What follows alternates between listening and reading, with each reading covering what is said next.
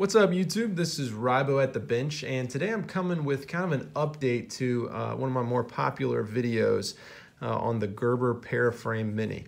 Now, some background for you. I fully acknowledge I am not a great YouTube reviewer. I am hopefully better than I was years ago, but probably still not great and hopefully improving. For whatever reason, though, there were a couple of my videos from back then that I'm very embarrassed of, but yet they kind of caught on and have pretty high view counts. And one of those was my review of the Gerber Paraframe Mini, which I concluded is a mini disappointment.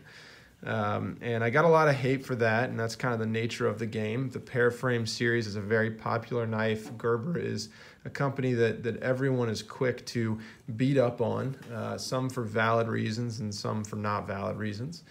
And so I wanted to kind of give another chance to this knife and review it again.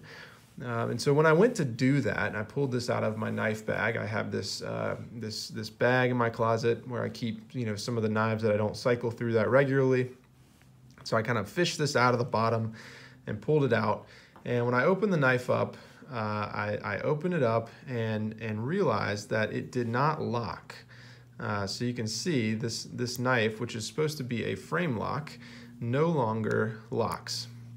And so I was a little bit surprised by that, especially since I have not really carried this or used the knife since the last time I reviewed it, which was well over a year ago, if not 2 years. I can't remember exactly. But it's been at least a year since I've used this knife. It's been inside, in the house, climate controlled, in a bag, sitting at the bottom of this knife bag, not used. And now it doesn't work. Now you can see in my last video that the frame lock was functioning. This knife is actually one of the reasons that I began to dislike frame locks so much. This knife and a couple others kind of showed me that for a budget folder, frame lock may not be the best choice. Frame lock is very strong when done correctly, but when not done correctly, I think that it is more prone to wear and tear and failure down the line. And I'm holding true to that belief today because of what I see on this paraframe. You can see this right here is not a safe knife to use. And so I wanted to kind of show why. So if I zoom in on here, you can see that there is maybe, let's try to get a little bit lower light. You can see that there is a little bit of dirt in there, but nothing that is unreasonable. Let me see if I can show any of that. So I mean, you can see a little dust and dirt collecting, but nothing that's really showing any kind of hard use. And so when I close this blade, you can also see that there is contact between that back pin and the blade. There might be a little gap in places and maybe it's uneven, but if I were to shine a light through here, you're not seeing maybe a hair, little bit of space right there. But what's happening is this frame is not engaging with the blade any longer. So you can see where it used to. Maybe if I get it from this angle, you can see that something has happened and it is not engaging any longer. You can kind of see where it's supposed to slide in there. There we go. That's a much better picture. So you have a slight bit of disconnect on the back here where you would expect to see some contact, and you have that right there. And you're not really seeing a ton of dirt and grime. And so I have this question, why is it like that? What has caused this knife that's been sitting unused in a bag to somehow fail to lock now and to turn itself into this very weak, not even slip joint? And so I wanted to tear the knife apart and find out why. So I pulled out my, what is this, the Wera? Yeah, the Wera Torx, one of my favorite tools, and started to disassemble the knife. And when I did that, this pivot just kept spinning and kept spinning and kept spinning and just kind of kept going at it. And you can see that thing is just free spinning like crazy and it is not getting any looser. You can see that right there, just spinning away. Can't tighten it, can't loosen it. It's recessed, so I can't get in there and provide any type of friction.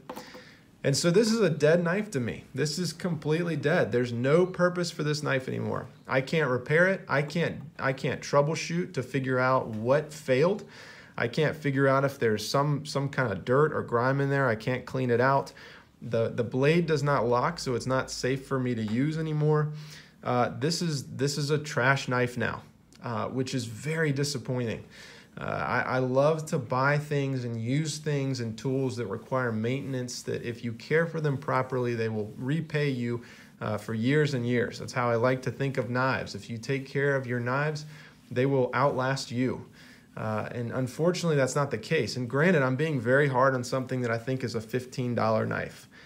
And I get that. I get that this is not the highest quality control standards and should not be compared to something like my Spyderco PM3 lightweight or something like that. I totally understand that. However, because this knife is so widely available, because it's $15, because it looks really cool, I like the way that this looks. That's what originally attracted me to it. A lot of people use this knife to get into knives. A lot of people buy this knife for their kids as their first pocket knife. And let me tell you, this right here is not safe for children to use. For a kid who has his first knife, this is not a safe knife. If this thing can fail while sitting in a drawer or in a bag for several years, or at least a year, not collecting really any dirt or anything like that, and all of a sudden the lock doesn't work, that is unacceptable. And from everything I can see, the Paraframe Mini is still out there. It's still being sold with no design changes. I don't see anything that's changed with the way that this is made to prevent this from happening. But there should be a recall. There should be something that says this knife can fail over years. I guarantee you, if it can happen with a Mini, it can happen with the big version as well. And that is so disappointing. $15 is a cheap knife. You shouldn't expect much. But you know what else is a $15 knife?